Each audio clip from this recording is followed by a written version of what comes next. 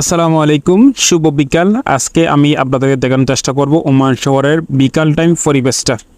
আমার পাশে দেখতেছেন আমার বড় ভাই, সে তার নাম হচ্ছে বদি। আমরা সকলে তাকে বদি বলে এই সম্বোধনা দিই।